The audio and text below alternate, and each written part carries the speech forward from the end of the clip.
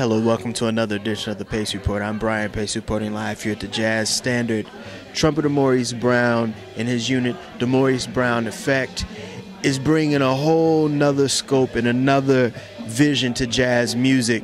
What he's doing is he's taking a lot of the soul jazz, that soul funk, and he's fusing it with all the current contemporary styles of R&B and hip-hop, as well as straight-ahead jazz.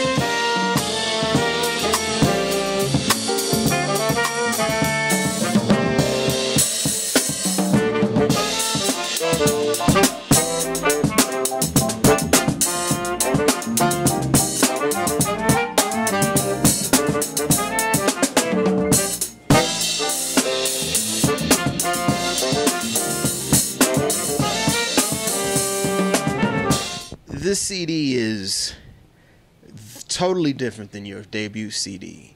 And the fact that you're now in a producer role, you're also in a band leader role, and you're also kind of fusing the soul jazz, hip hop, and straight ahead jazz. You've got your plate full on this. Yeah, definitely. This CD is definitely the most honest project that I've done to date, you know, that I've ever been involved with. I feel like it's one of those CDs where I'm very exposed on it, and I really wrote everything from a very honest place. And so I feel like if you never heard of me or you don't know me, when you get the album, right away you're going to say, man, you know, I feel like I know Maurice, you know, because you're listening to the music and you're going to get a really close and personal connection with it.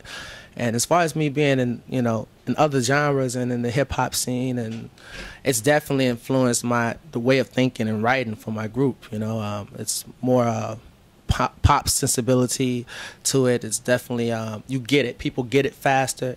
And I think it really has to do with me being a producer, you know, being in the studio with these other great producers and producing with them and learning from them. It's really been a great experience for me.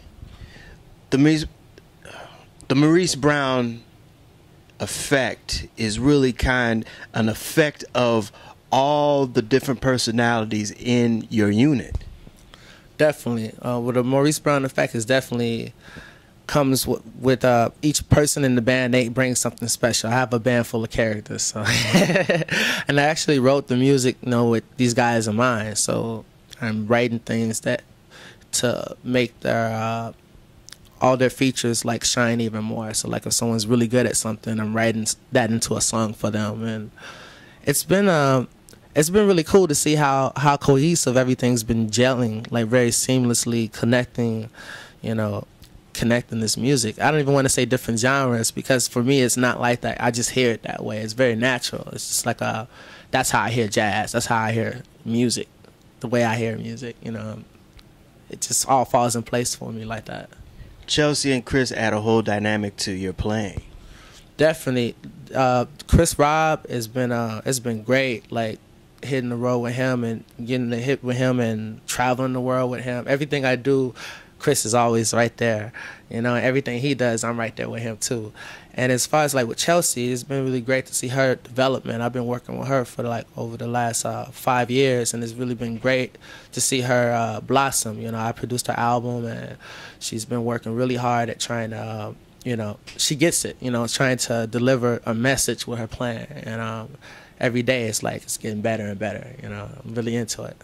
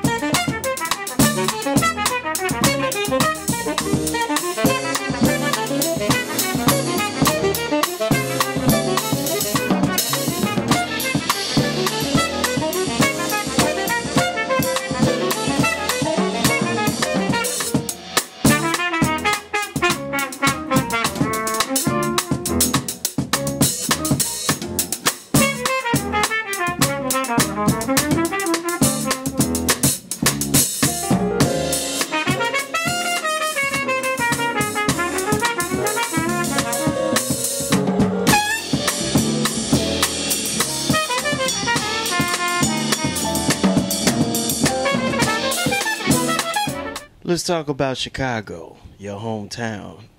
How did you get exposed to jazz music, and how did you choose the trumpet of all the instruments? Well, I got exposed to jazz music by I heard Blue Train.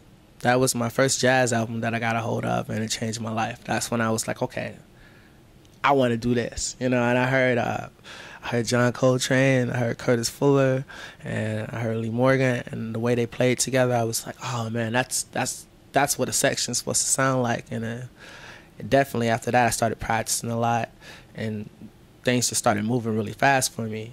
I picked the trumpet because the trumpet was like the cheapest instrument that you could get. They were telling me because I wanted to play the saxophone, and they were like, the saxophone's more expensive. And I was like, oh, my family doesn't have that much money, so maybe I should go for something a little cheaper. He's like, well, let's try the trumpet. And he gave it to me. And the band director told me to put my lips together and buzz. And I did that and made a note the first time. He's like, oh, you're a natural. You got to play trumpet. And I just stuck with it, you know. And I progressed really fast with it. I spent like 2 weeks in beginner's band and went to intermediate band, you know. And each year it was just like I was in the intermediate band, and I went to honors band, you know, senior band. So I just kept moving, all state. And next thing I knew, I was getting like media coverage in Chicago. You know, Harry Porterfield covered me for Someone You Should Know, and Ramsey Lewis saw me, and Ramsey invited me to play with him. I was 16 years old, playing with him at Orchestra Hall in Chicago, a sold out audience. And I don't know, things have just been moving fast ever since then, you know. You also went to college and majored in music also. Definitely. I went to the first school I went to was Northern Illinois University in DeKalb, Illinois, with Ron Carter. I studied with him. That was like really key for me in my development, working with him. And I went to Columbia College in Chicago, went there. But I think the thing that really turned my life around was when I got to Louisiana, and I went to Baton Rouge, Southern University, and I got to study with Alvin Batiste. And I studied composition with him, and he turned my world upside down, you know. And it's very you can hear his influence in my playing. Like if you're a fan of his playing or know any of his students that he's touched, you can definitely see how we have something that's connected, you know. And we work off the root progressions, which is something that he came up with, and it's just been it's very key in my development. Being in New Orleans, that's what got me to New Orleans. Being in Baton Rouge, you know. And that funkiness that Alvin had, it's in your music. Yeah, man, Alvin Batiste was so funky, and he was so outside of the box. He thought outside the box, and that's one thing I got from him more than anything. You know, don't settle for just playing what everyone else is playing. Don't settle for being normal. Be yourself, you know, and let yourself shine. You know, find out who you are through your music by expressing yourself. I mean, I remember practicing with him, staying up late nights, you know, and practicing with him and just getting all kind of stuff together, you know. And he's playing all these passages really fast. I'm like, slow it down. He's like, no, you can hear it. You know, he's playing it. Yeah, man, it was really great. He passed away in like 2008. It was like right around the time for Jazz Fest, because I was planning on seeing him when I went to New Orleans Jazz Fest, and then like a couple of days before I got there, he had passed away. So that was very, very hard for me. Like I'm still dealing with that. And the people he touched, man, I mean, he taught Henry Butler, you know, Branford Marsalis, myself, Reginald Ville, you know, Quamon Fowler. There's so many great people, players, you know, all across New Orleans that he's touched in Louisiana. Like he's surely is missed, you know.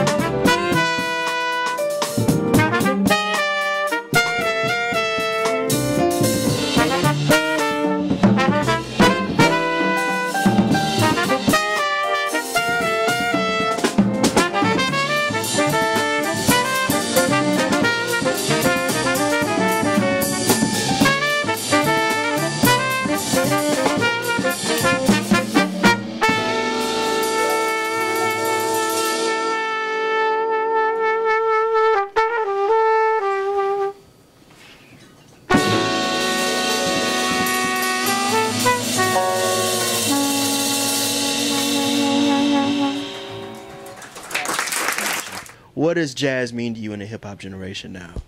Well, for me, you know, we're back on the labels like jazz and hip hop, and that's great because that's what they are. Like, you can't get around that. They are, everything is what it is. But I really just hear, and I am jazz. So when people ask me, they say, you know, about jazz, I'm like, I'm jazz music. Jazz is dead. I was like, I'm not dead. I'm right here. You're talking to me, right? I'm a modern day jazz musician, and I really feel like jazz and improvisation is a very key element to music that we can't take away from music because it gets stale, man. You know, it gets stale, and it's endless possibilities. That's what jazz means to me, endless possibilities. In addition to you being a band leader, you are also music director for and have played with a plethora of hip-hop and R&B musicians right now. I mean, Talib Kweli, Laura, Isabor, I mean, brand new heavies. You have a whole, the Roots, yeah, you have a whole palette of musical experiences beyond your years. Yeah, I think I've just been really blessed, man, like to connect with the right people and do all the right things that I needed to do to prepare myself for those moments when I came in contact with them, you know. Like, I remember first time ever listening to the Roots and saying, man, I got to be a part of this, you know, or the first time listening to Blue Train saying, I want to play with Curtis Fuller, you know, and being able to go out on the road with him and Louis Hayes and all these great guys, you know, Nathan Davis, Benny Golson, like, this is, you know, I've learned so much being around these guys, man. Like, they definitely, Clark Terry has been, like, so key to my development, and I think that's one thing that a lot of younger cats are missing on right now, because these guys are like, they're dying, man. They're passing off, you know, and you don't have Blakey bands anymore where you could just go back and grab like younger people and, you know, and make them a star from being in your band. You know, they write some music and they travel and they learn how to, you know, be a leader. You don't have that situation anymore, you know. So I think it's really key. And that's one of the things, like, you know, Chelsea's the youngest member in the band, and we embraced her like that when she came through to play with us. She plays with us, and our main member is Derek Dogate. He plays with us like on all our stuff when we do abroad, but the stuff we do in New York, Chelsea has been handling on the East Coast, Philly and stuff like that, and it's been great. That'll do it again for another edition of the Pace Report. I'm Brian Pace, reporting live here at the Jazz Standard here in New York City. I'd like to personally thank Maurice Brown and the Maurice Brown Effect for their time, as well as the staff here at the Jazz Standard for their hospitality. As always, please visit my website, www.thepacereport.com, for my weekly column as well as my past segments. Until next time, remember, if it's in the groove, it'll make you move. Peace.